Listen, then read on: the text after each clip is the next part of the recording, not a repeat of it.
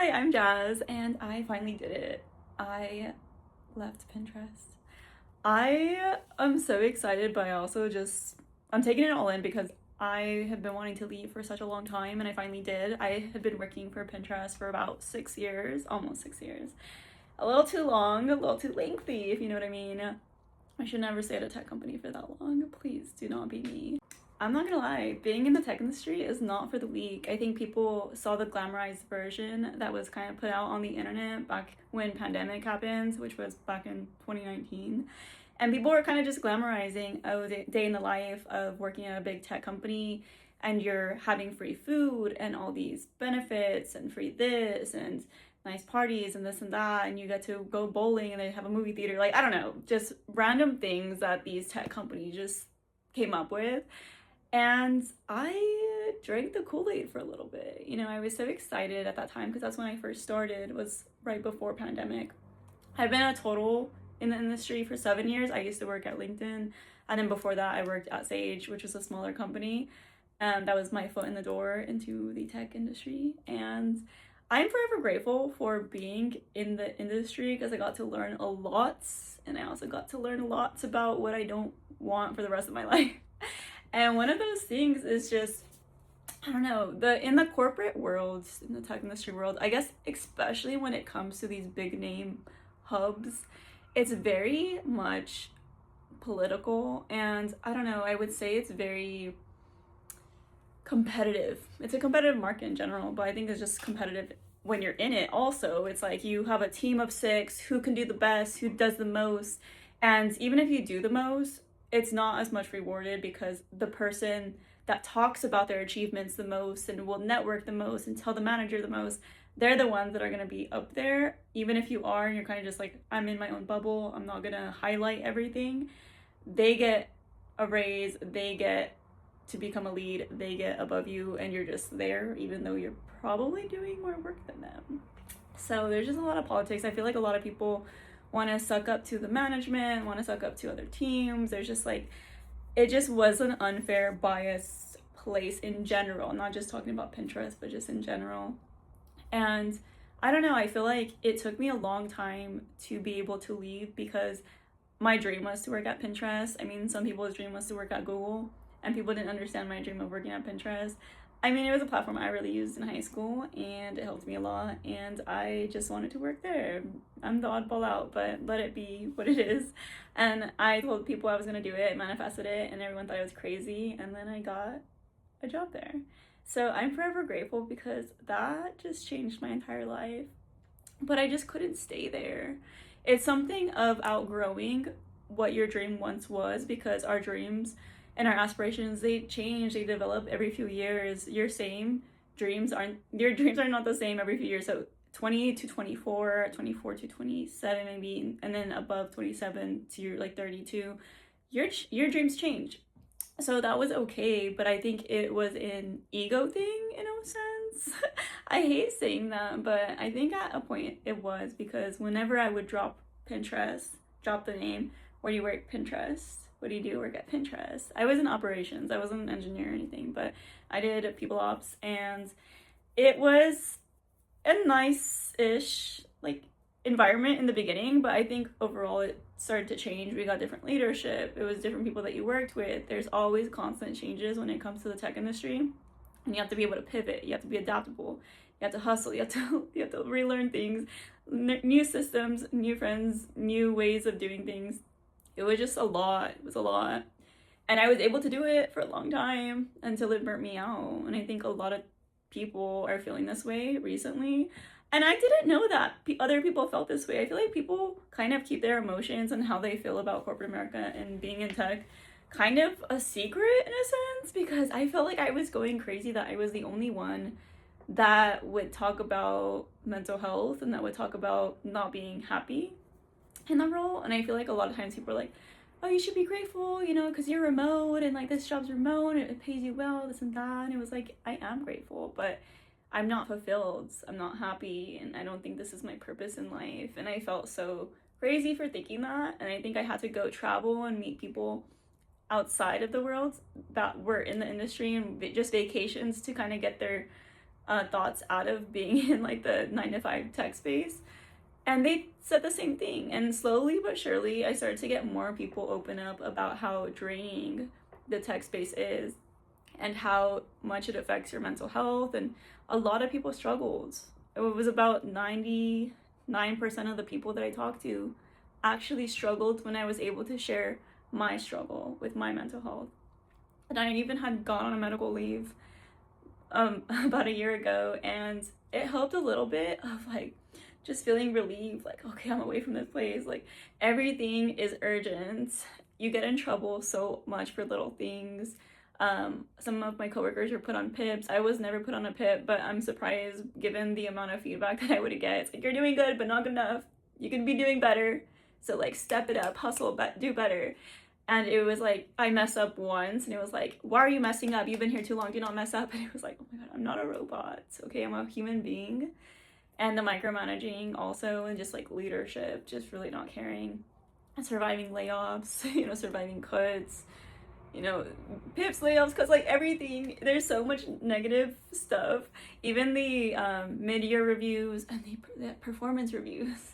They're the most stressful thing. You have a mid-year and then you have the end of year perf review, and you either meet expectations or you don't. And I had coworkers that didn't and that were put on a PIP, and I always thought like, maybe because I felt like I was going crazy thinking I'm like doing the worst on the team. And then I would ask my teammates after a while and they'd be like, no, I got worse feedback than you did. I was like, okay, that's crazy, because I'm over here thinking like, wow, my manager's making it seem like I'm the worst person on the team, but it was just gaslighting to like do better and to do more work because the longer you're there. I had stability.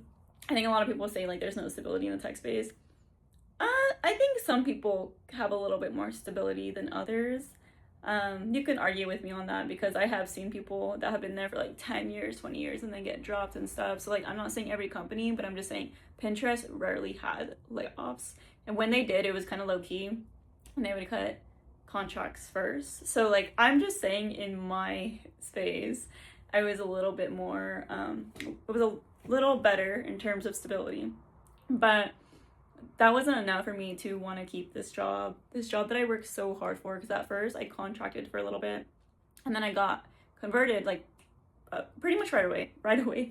It was a few months afterwards, but I went through so many interviews and just met so many people and just adapted and just went through so much outside changes also while having this job, that I just didn't know how to let this go until my mental health just started getting hit. My health in general just started getting hit. I was so burnt out.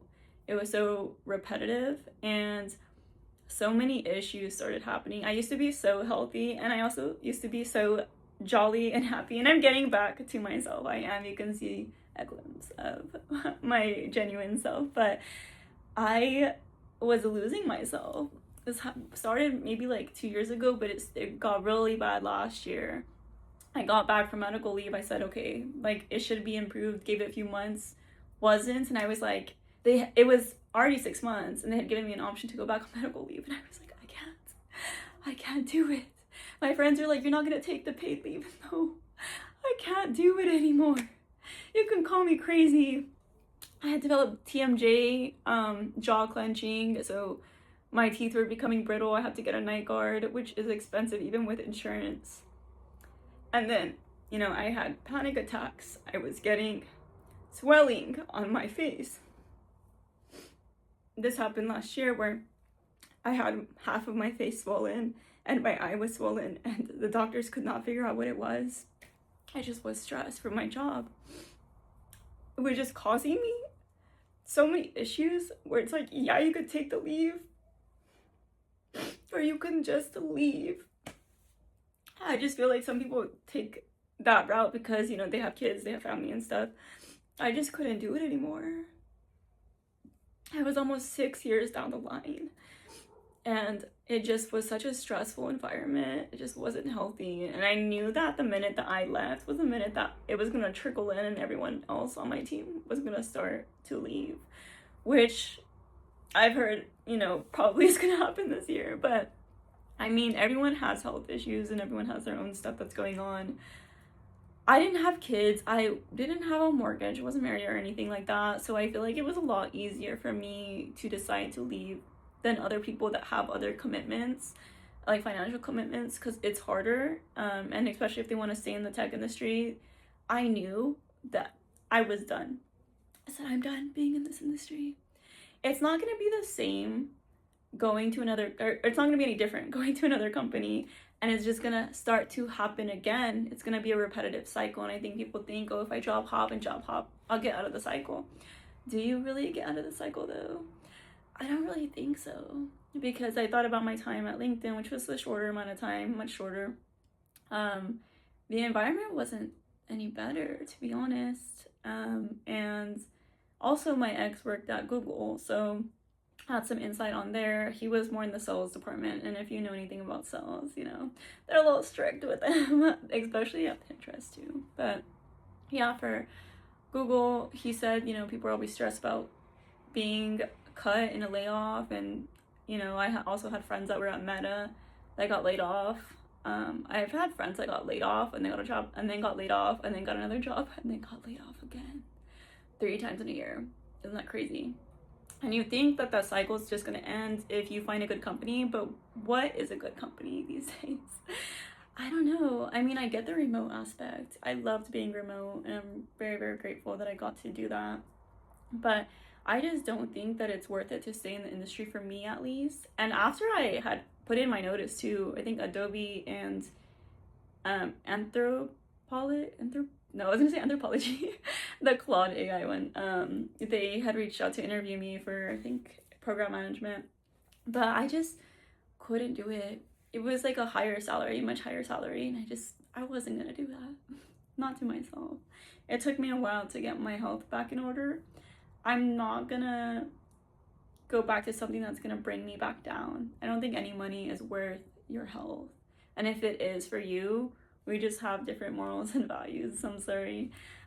But for what's to come next, I'm just pivoting into freelancing for right now. But in the future, I do want to be a founder. So I do know what I'm going to be going into. So stay tuned on my Instagram and or my TikTok to find out, or subscribe to my YouTube channel. I'm so nervous. I'm messing up on words. This is my first YouTube channel. I love talking, but I don't know. I just didn't really know what to talk about on YouTube, but I want to talk about my career journey, what I'm doing, and what kind of business I'm going to be starting also. And I'm going to be traveling the world while doing it. I also just left America. So I'm in Lisbon, Portugal right now, which is crazy. And I'm a nomad. Well, technically, I do a little bit of UGC, so I'm putting myself in the nomad scene. So yeah, we'll see how this goes, but I'm excited. I'll be in Portugal for the rest of the summer, hopefully, and then maybe head to Asia. So we'll see. Follow along to see what I'm building, and I'll also have another video on steps I took in order to leave my job, if that's helpful for you guys. Ciao.